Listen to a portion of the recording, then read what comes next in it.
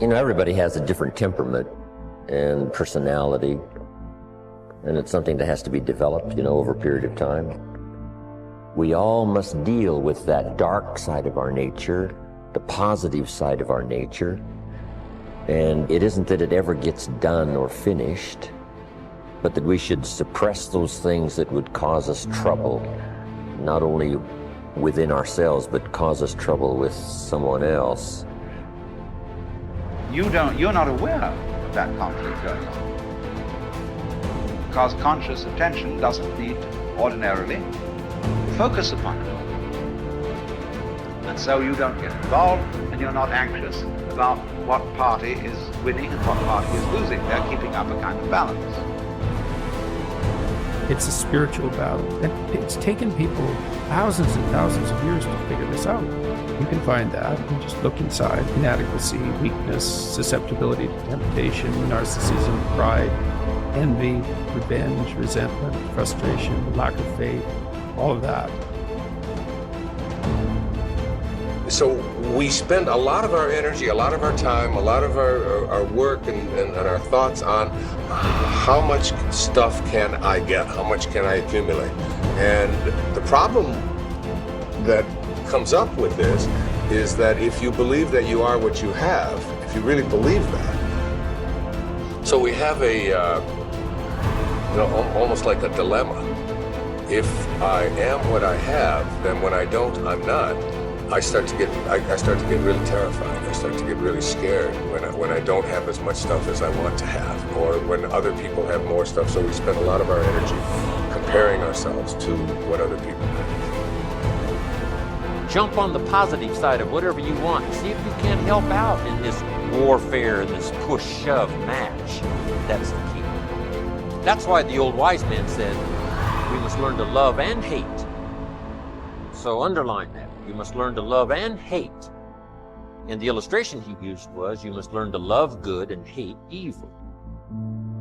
But the major key to your and my future, the major key to you and mine being able to put our lives together, to get up and move forward, the major key to creating the next greatest version of ourselves and looking out for our families and improving our lives and our community. The major key is you. It's me. It's all of us. We have to decide that we're going to take responsibility.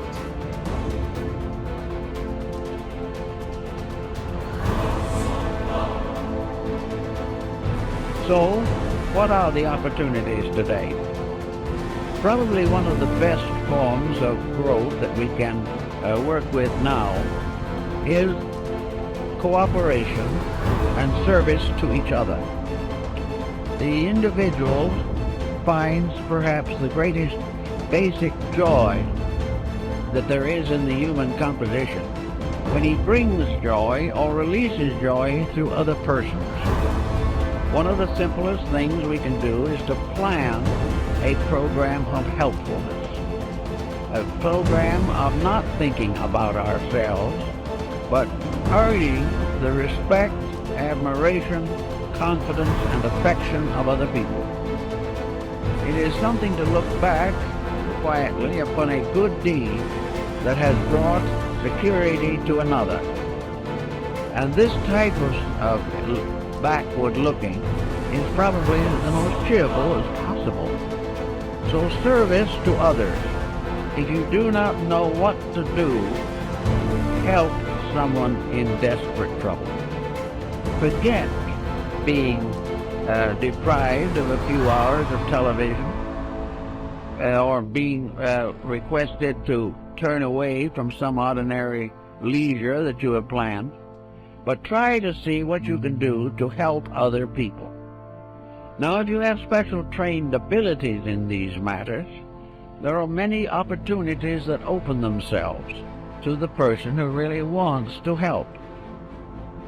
If you have music as a background and have the abilities, find some young people who want music and cannot afford it. And instead of sitting around gossiping or answering phone calls, take these young people and try to educate them or help them in their musical lessons. If you are in business, take young people who need business training.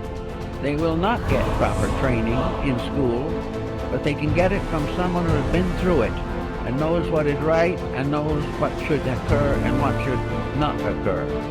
Everyone can do something, and out of the best they have done themselves, share with another. Then there are things you can do for yourselves. If you are not in a position or do not feel equipped to work with other people, then work with yourselves. Develop those faculties and powers which are not functioning properly today. Look over your own life and see what your mind is doing. Is your mind growing? Or is it just heaping up one prejudice on top of another? Watch your thoughts and see whether or not you're instinctively criticizing things you do not understand, or have developed powerful prejudices which interfere with justice and judgment. Look over your own nature and then go to work on the problem that you find needs attention. It is not good, however, to try to simply convert yourself. To sit down and say, I shouldn't hold that attitude, is usually not very meaningful. What you really should do if you dislike a certain condition is get into that condition yourself. Move in on it and find out why people think the way they do. Instead of criticizing from some set point within yourself, find out why other people are not more successful in their judgments. I know a number of persons who have simply gone into various walks of life which are not their own in order to find out how other people really live. And it is almost certainly an eye-opener. If you do not wish to go through all this, it then is the best attitude you can have is to believe firmly that every individual is doing the best he can for what he is.